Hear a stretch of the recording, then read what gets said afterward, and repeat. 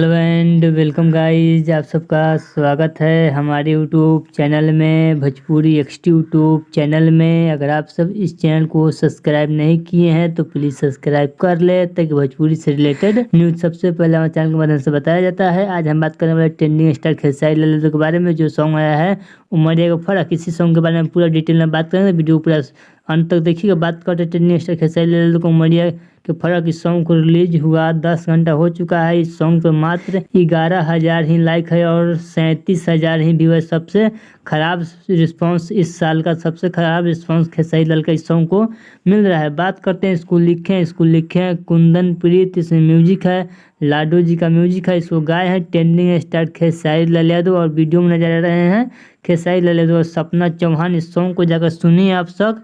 Shiva records के YouTube channel पर ये चैनल न्यू चैनल खुला है, लेकिन इस सॉन्ग को इतना घटिया रिस्पांस आज तक कभी trending star Khesari Lal Yadav song को नहीं मिला था। लेकिन आज आप सब जाकर सुन सकते हैं इस सॉन्ग को।